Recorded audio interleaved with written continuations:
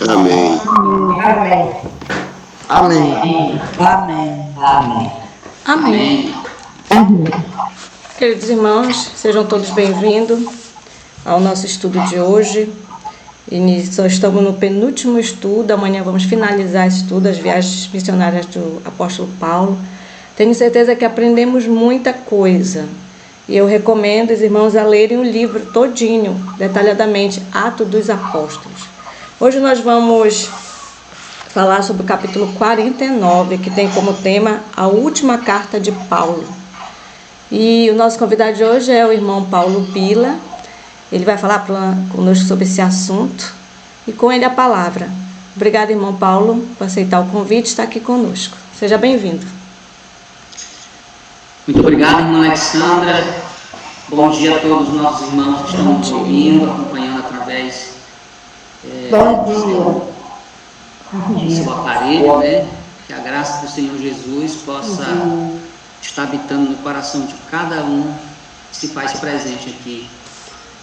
Eu gostaria só de perguntar se os irmãos estão... Está aparecendo o slide na tela de vocês?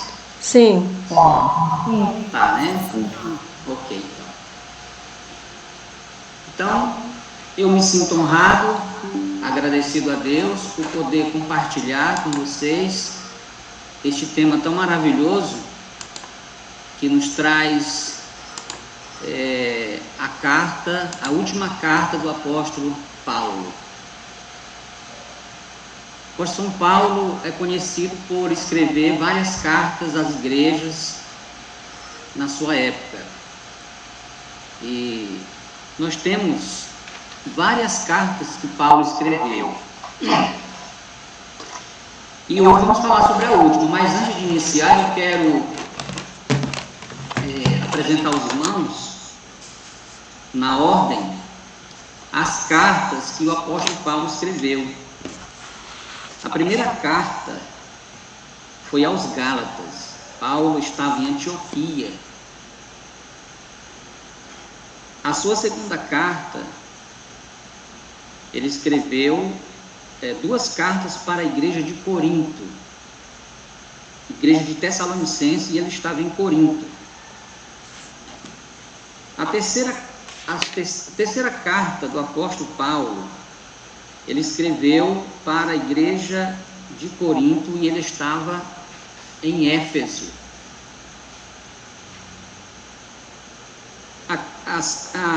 Depois ele escreveu carta aos Efésios, aos Filipenses, aos Colossenses, a Filemon, isso no ano 61, 62, quando ele estava na sua primeira prisão em Roma.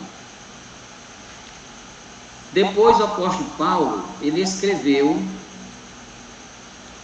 a carta de Romanos. Ele estava em Corinto. Escreveu 1 Timóteo e Tito, estando ele em Roma, na sua primeira prisão. E por volta do ano 66, 67, ele escreveu a última carta, que foi essa que nós conhecemos, a segunda carta a Timóteo. Em que circunstância Paulo escreve a Timóteo? Em circunstância muito difícil, irmãos. Na primeira prisão do apóstolo Paulo, em Roma, ele foi acusado pelos judeus. Ele sofreu muitas perseguições por parte dos judeus. E isso levou à sua primeira prisão em Roma. A segunda prisão, a acusação que ele recebeu para ser preso foi totalmente diferente daquilo que levou ele a ser preso pela primeira vez lá em Roma. Ele agora recebe a acusação do próprio imperador Nero, que era o imperador romano da época. E Nero, então, o acusa de ter tocado fogo na cidade de Roma, capital do Império Romano. Sabemos pela história que Paulo, ele é inocente. Ele não fez isso. Mas como Nero, ele próprio havia tocado fogo na cidade, ele então procurou uma pessoa para ser o bode expiatório, para receber a culpa. Então ele acusa Paulo e os cristãos de terem tocado fogo na cidade de Roma. E isso o levou para o cárcere. Irmãos, na primeira prisão de Paulo, a ele foi concedido uma prisão domiciliar, isto é, ele tinha uma casa, não podia sair de lá. Lá ele podia receber visitas, né, conversar com as pessoas, ele tinha essa semi-liberdade. Mas, ao contrário, na segunda prisão, que a acusação era uma acusação que ele tinha tentado destruir a cidade de Roma, ele foi colocado num buraco, numa masmorra, num lugar frio, desconfortável. Ele não podia receber visitas. E de lá, ele então escreve uma carta às pressas, endereçando-a a Timóteo, o seu fiel colaborador. Quem era Timóteo? Queridos irmãos, Timóteo, ele era um dos maiores colaboradores, era um jovem que Paulo conheceu em suas viagens, e ele então se tornou, ao longo do tempo, um ministro do Evangelho e colaborador da obra de Deus.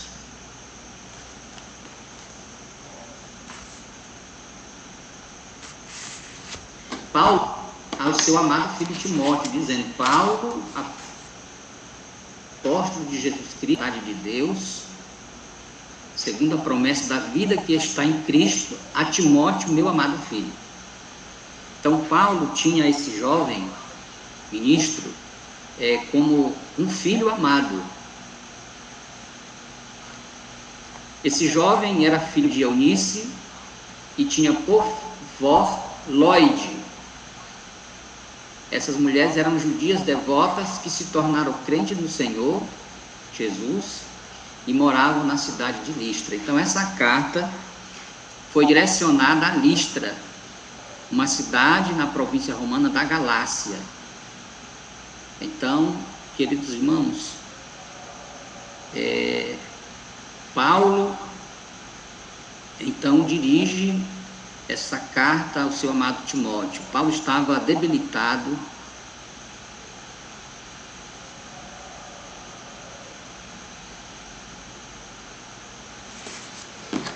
ele estava severo, ao ponto de agora acharem que realmente Paulo era uma pessoa criminosa por ter cometido esses atos. Então, Timóteo, ao ler a carta de Paulo, ele vê então a situação. Timóteo, ele visitava as igrejas ali do Oriente Médio, ajudando e colaborando com a obra de Deus. Na primeira prisão de Paulo, ele teve com o apóstolo lá em Roma.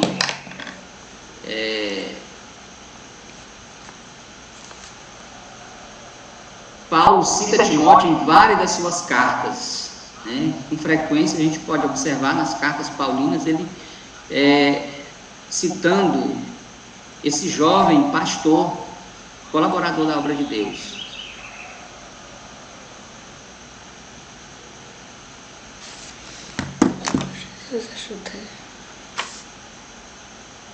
O apóstolo Paulo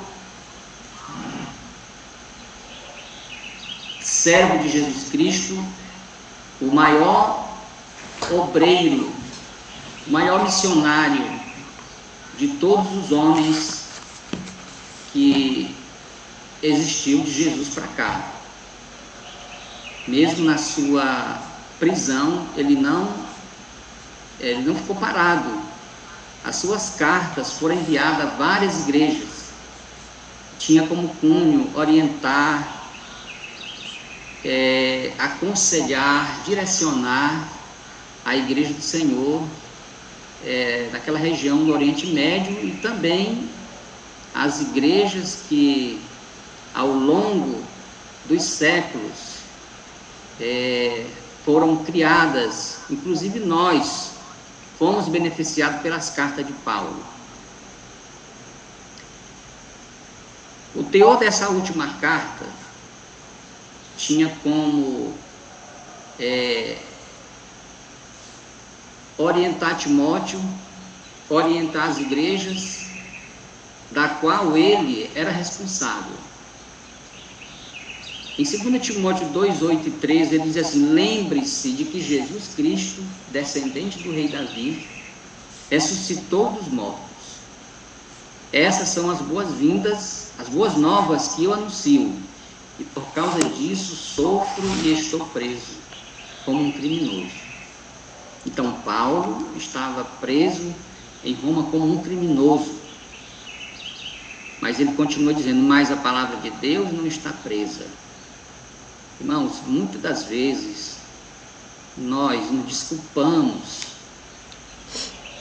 de várias maneiras de que nós estamos impossibilitados de pregar a palavra de Deus. Mas o apóstolo Paulo, mesmo na masmorra, ele disse que a palavra de Deus não estava presa. E não estava porque, através das suas cartas, ele pôde orientar e confortar muitos cristãos ao longo dos séculos. Portanto, estou disposto a suportar qualquer coisa, se isso trouxer salvação e glória eterna em Cristo Jesus para os que foram escolhidos. Então Paulo estava determinado a suportar o que fosse possível para que a salvação pudesse alcançar a humanidade. Paulo não tinha medo da morte.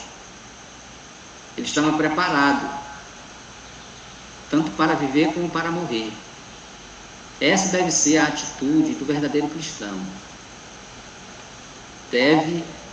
Devemos estar preparados para partir deste mundo ou continuar ainda neste mundo fazendo a obra de Deus. Então Paulo, ele estava convicto de que se o Senhor o chamasse, ele estava preparado.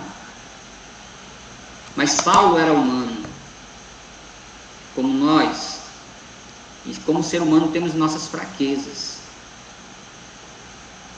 E ele continua então orientando esse jovem ministro, dizendo: esta é uma afirmação digna de confiança. Se morrermos com ele, também com ele viveremos. Se perseverarmos com ele, reinaremos. Se o negarmos, ele nos negará. Se formos fiéis, ele permanecerá fiel, pois não pode negar a si mesmo.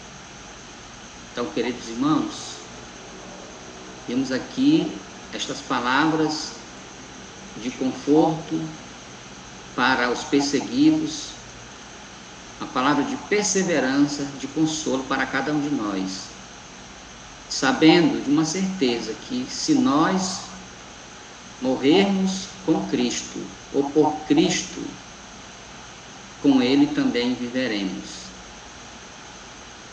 Mas, ao contrário, se nós o negarmos, Ele também nos negará. As promessas de Deus são sob condições.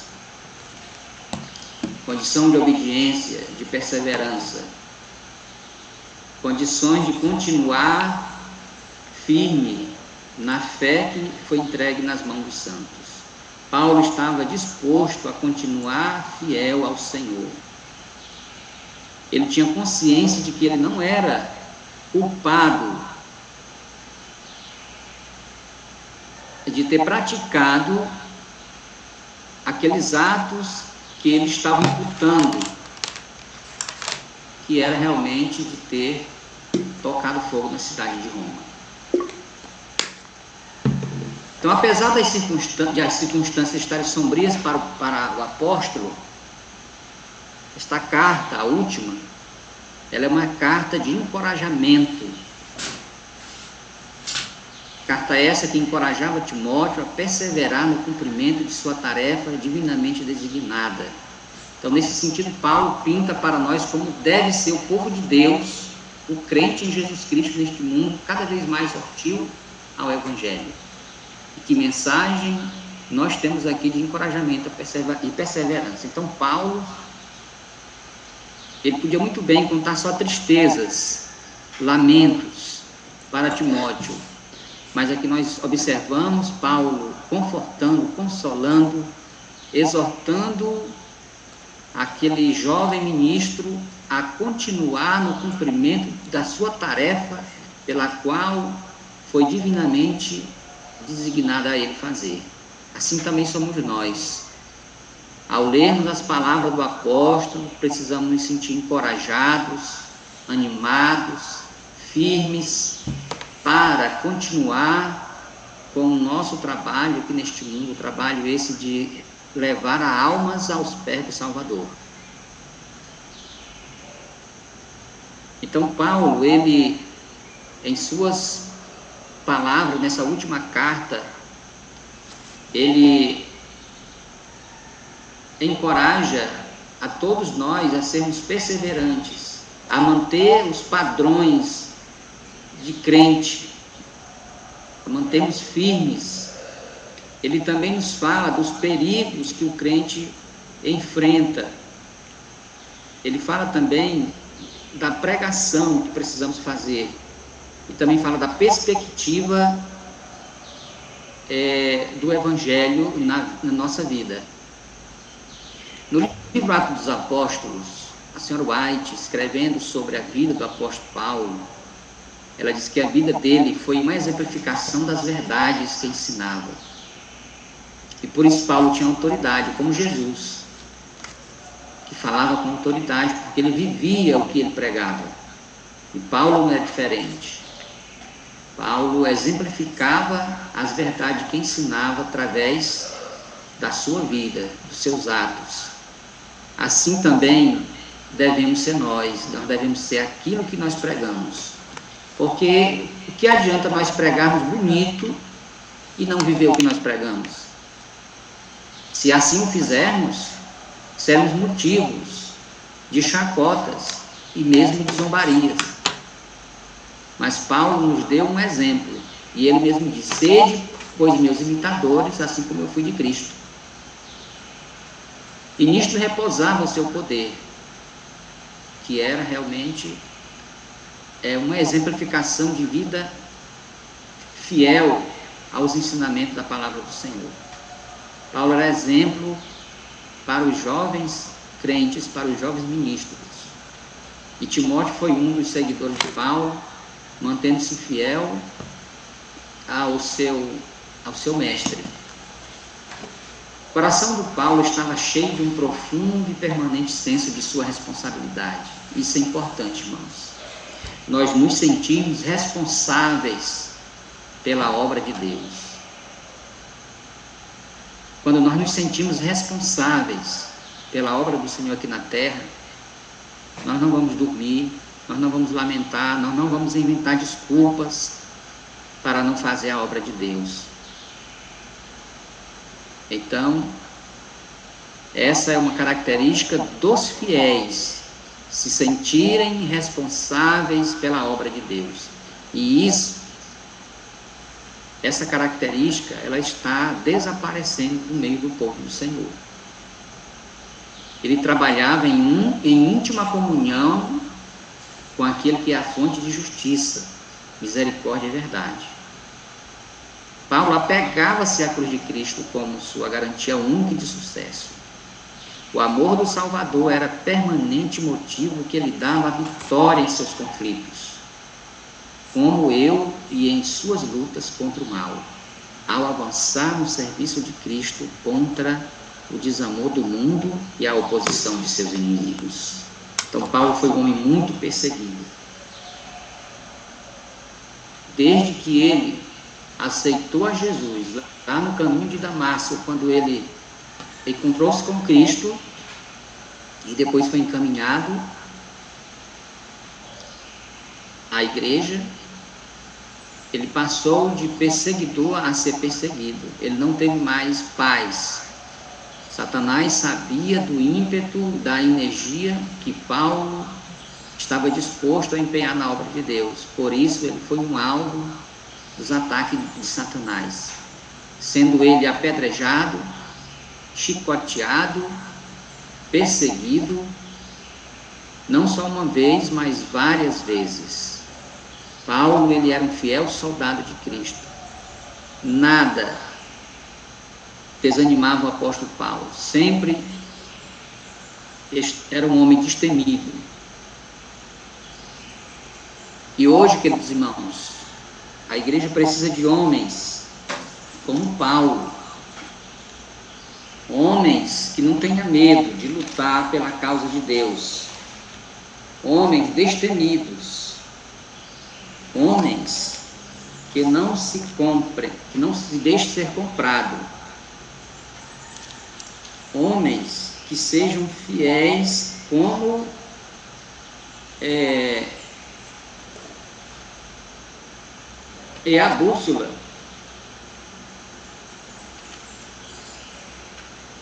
A senhora White, aqui no livro dos Apóstolos, ela continua falando da necessidade da igreja de hoje, de homens como Paulo. Ela diz na página 262, o que a igreja necessita nesses dias de perigo é de um exército de obreiros que, como Paulo, se tenham educado para a utilidade, que tenham uma profunda experiência nas coisas de Deus e que sejam cheios de fervor e zelo.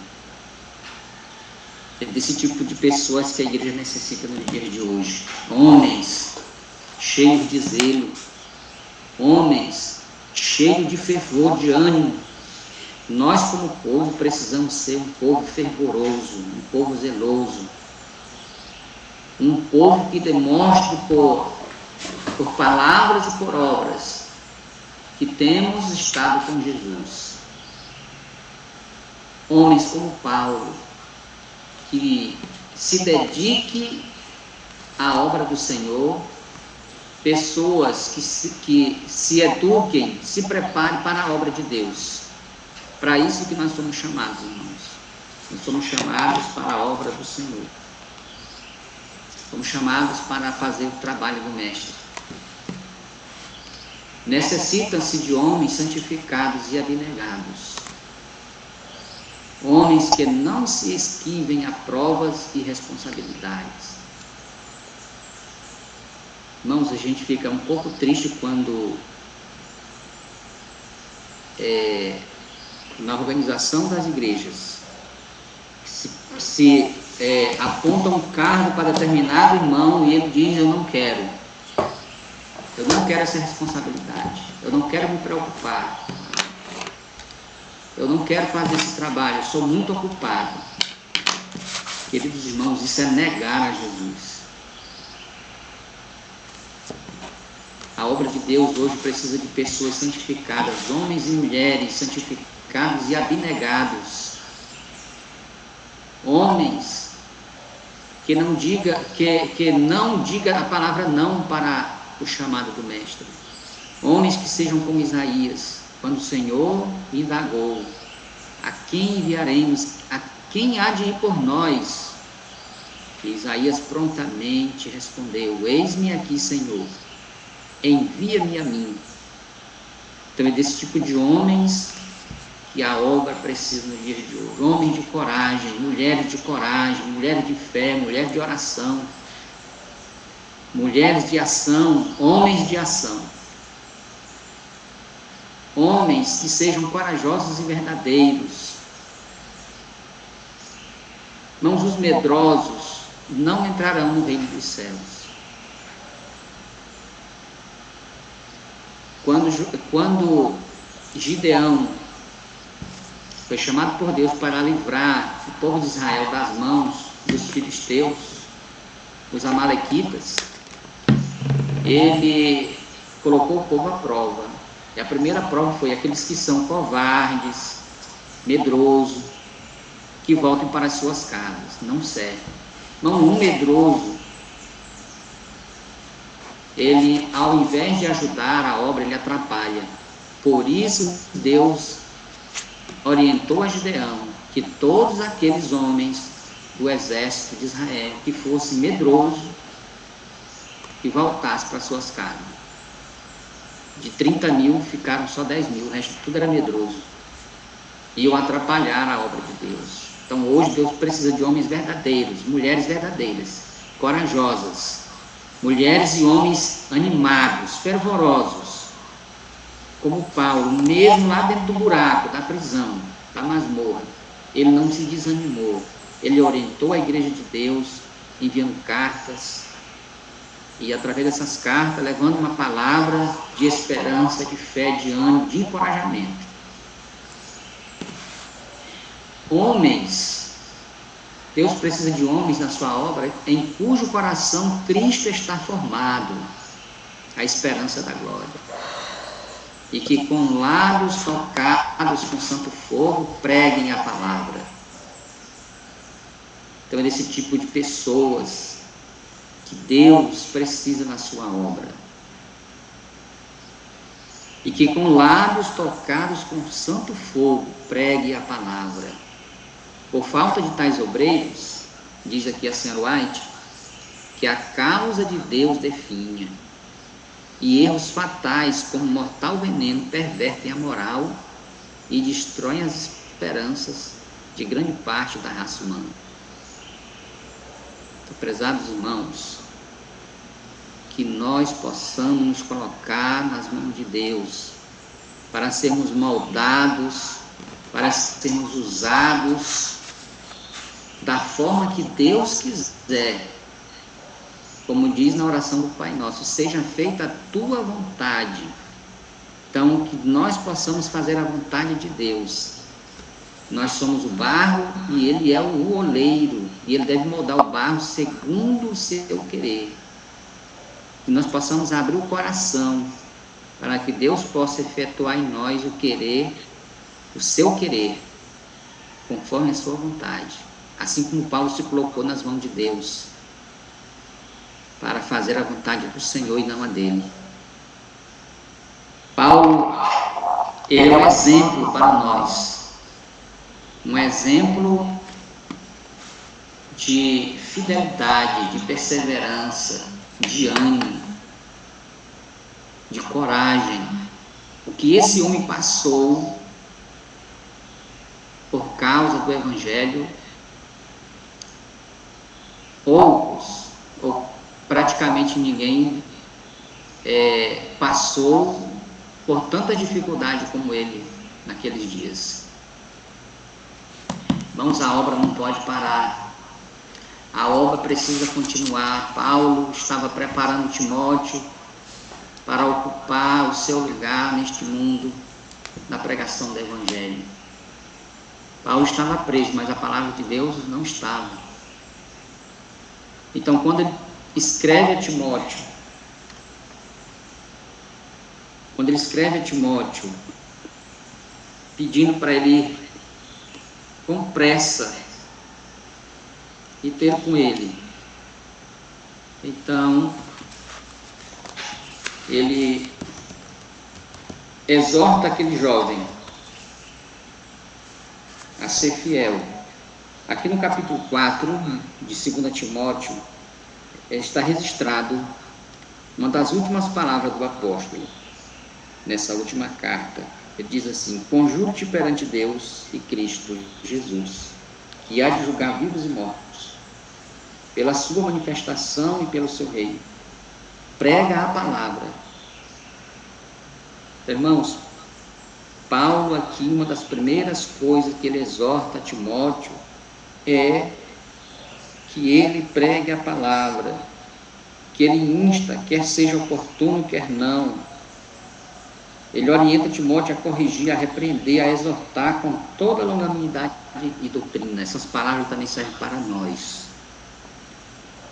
E ele diz: pois não haverá tempo em que não suportarão a sã doutrina, pelo contrário, cercar-se-ão de mestres, segundo as suas próprias cobiças, como que sentindo coceira nos ouvidos. Irmão, nós precisamos estudar a palavra de Deus.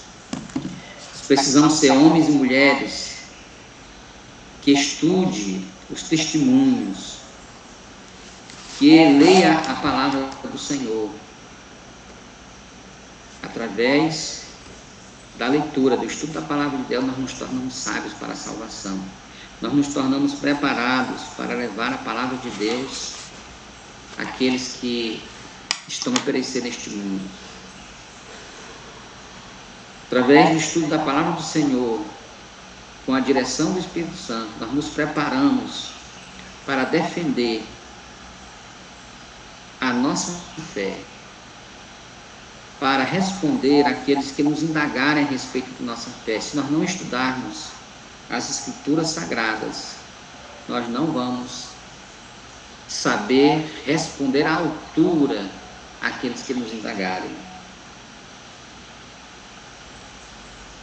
Paulo continua dizendo que, quanto a mim, estou sendo já oferecido por libação, e o tempo da minha partida é chegado. Irmão, é uma das palavras mais tristes nesta carta, quando Paulo reconhece como ele escapar da morte. Dali, daquele buraco, daquele calabouço, o velho apóstolo não mais iria visitar as igrejas que ele fundou. Dali, daquele calabouço, o apóstolo Paulo seria levado ao matadouro. Por isso ele diz: combati o bom combate, completei a carreira e guardei a fé. Então Paulo aqui, ele com a consciência tranquila, uma consciência de que havia feito a obra que ele fora designado, com a consciência de que ele tinha feito tudo que estava ao seu alcance, para que a palavra de Deus não ficasse presa. Então ele diz: combati o bom combate, completei a carreira e guardei a fé. Então, que estas palavras, cada um de nós possamos também dizer, quando chegarmos a nossa hora, nós possamos, como o apóstolo Paulo fala também, combati o bom combate e completei a carreira e guardei a fé. E ele diz assim: já agora a coroa da justiça me está guardada, a qual o Senhor, reto juiz, me dará naquele dia, não somente a mim, mas também a todos quantos amam a sua vida. Mais uma vez o apóstolo encoraja os crentes de todas as eras a permanecer fiéis, mesmo em face da morte. Paulo aqui escreve, encorajando a cada um de nós a guardar a nossa fé, a sermos fiéis, para que possamos receber do Senhor a coroa da justiça que está guardada para cada um de nós. O verso 9 do capítulo 4: procura vir ter comigo depressa. Paulo sabia, irmãos, que não ia demorar muitos dias para o seu martírio.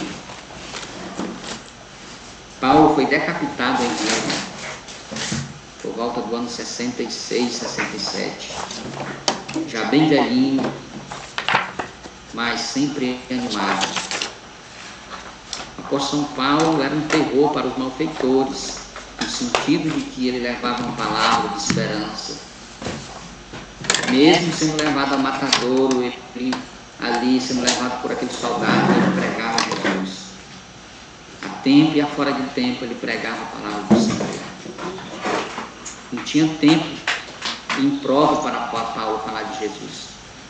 Todo lugar era prova para ele falar a palavra de Deus. E às vezes nós nos esquivamos de falar do Senhor no nosso trabalho, nas nossas viagens. Paulo não. Para Paulo não havia lugar impróprio para falar da palavra de Deus.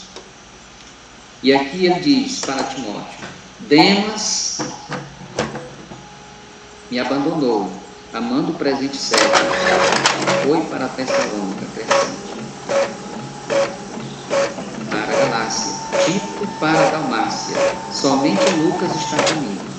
Toma contigo Marcos, traze-o, pois me é útil para o ministério. Também, quanto a Tíquico, mandei-o até Éfeso. Quando vieres, traze a capa que deixei em Troade, em casa de Carpo, bem como os livros, especialmente os pergaminhos. Alexandre Latueiro causou muitos males. O Senhor lhe dará paga segundo as suas obras. E guarda-te também dele, porque resistiu fortemente aos males. Aqui nessa parte nós observamos Paulo falando daqueles que o havia abandonado. Paulo estava só. A primeira defesa, ninguém foi defender ele, irmãos. Só Jesus. Haverá momentos, queridos irmãos, que nós não vamos ter apoio de ninguém. Vamos chegar em certas ocasiões, certas circunstâncias. Não vamos ter o irmão, o parente, o pastor, o obreiro, para nos defender, para estar conosco. Somente nós e Deus, irmãos. Então essa foi a experiência de Paulo. Ele estava só. Aqui observamos que alguns dos que estavam com Paulo abandonaram, como Demas, outros resistiram, como Alexandre Latueiro. Como Paulo estava na prisão, alguns chegaram a duvidar de que Deus estava com Paulo. Por que o Senhor deixou o seu querido seguidor, o fervoroso Paulo, a passar por essa circunstância? Às vezes nós nos perguntamos, quando passamos por dificuldade: Senhor, se eu te sigo, se eu sou fiel, por que eu estou passando por essa dificuldade? Nossa resposta é para nos moldarmos, para nos preparar, para testar a nossa fé. Por isso vem as dificuldades. Mas como Paulo, nós precisamos viver. Combati o bom combate, guardei a fé. Desde agora a coroa da justiça está me preparada. Irmãos, a obra não pode parar.